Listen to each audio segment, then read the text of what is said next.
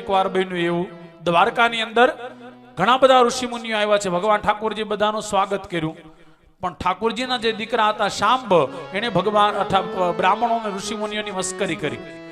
સાડી પહેરી અને પછી આવ્યા છે. ઋષિઓને પૂછે છે કે મારા ગર્ભમાં દીકરો આવશે કે દીકરી, કહો. ઋષિઓએ આંખ બંધ કરીને કીધું, ઓહો, કૃષ્ણના દીકરા હોવા છતાં બ્રાહ્મણોની મસ્કરી કરે. શ્રાપ આપીએ છીએ, આમાંથી જે નીકળશે તમારા કુળનો નાશ કરી નાખશે. એમાંથી શું નીકળ્યું? મુશળ, લોખંડ. જઈને બધી ઉગ્રસેનને વાત કરી, ઉગ્રસેને વસુદેવજીને વાત કરી. વસુદેવજીએ કીધું, એક કામ કરો, આ જે લોખંડનો ટુકડો છે ને ઘસી નાખો. બસ એ જ સમયે ઘસવામાં આવ્યો. બહુ ઘસ્યો, એમાંથી એક પદાર્થ નીકળ્યો ચીકણો. એ પદાર્થ તણાતો તણાતો સોમનાથના દરિયા સુધી પહોંચી ગયો. પછી નાનો ટુકડો ઘસતા ન ફાવ્યું, સમુદ્રમાં ફેંકી દીધો. માછલી ગળી ગઈ, માછલી પારધીના જાળમાં આવી, માછલી ચીરી તો એમાંથી લોખંડનો ટુકડો નીકળ્યો. એને તીર ઉપરની ફણા બનાવી, ટ્રાયંગલ આવે ને, એ ફણા બનાવી કૃષ્ણએ પોતાની જવાની હોતી તૈયારી કરી લીધી. આ બાજુ ભગવાન ઠાકોરજીને ખબર પડી બ્રાહ્મણોનો શ્રાપ થયો છે. બધા દ્વારકાવાસીઓને બોલાવ્યા, બધાને કીધું બ્રાહ્મણોનો શ્રાપ થયો, મારાથી તમે વાત છુપાવી. બધાએ માથું નીચું કરી ગયા. કાંઈ વાંધો નહીં, જે થયું.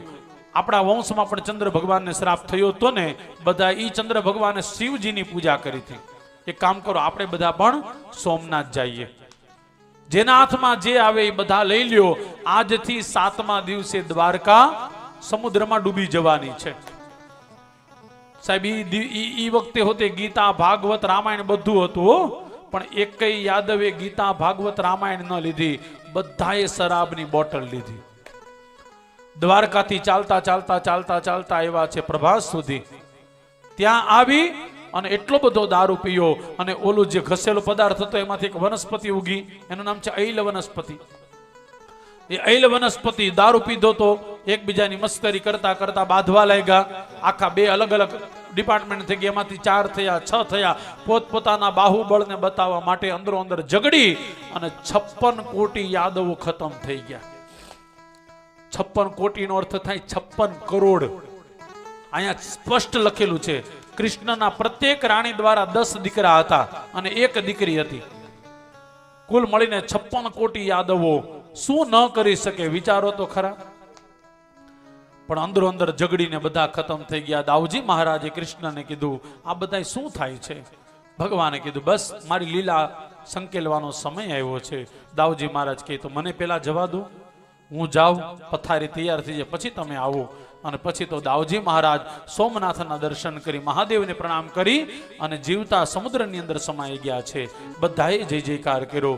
બોલો શ્રી દાઉજી મહારાજ કી જય.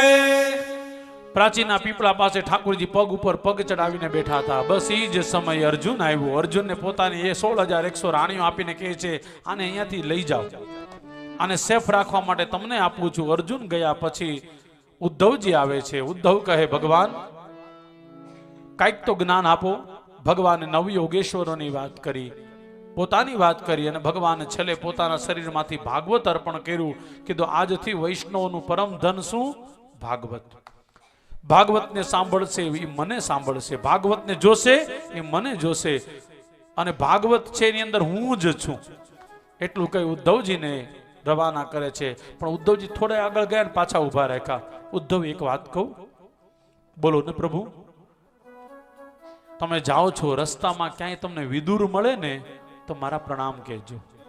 આહા, સાહેબ, મહાભારતનું એક પાત્ર છે વિદુર. ઠાકોરજી ધામમાં જતા હતા ને છેલ્લે કોઈને યાદ કર્યા હોય ને તેનું નામ છે વિદુર કાકા. આખી દુનિયા ભગવાનને યાદ કરે અંત સમયે, પણ ઈ ભગવાન અંત સમયે કોને યાદ કરે છે? વિદુરને. કેવું પાત્ર હશે! હું તો મારી મહાભારતની કથામાં વિદુર કાકાની વાત કરી હતી. એકદમ નિખાલસ.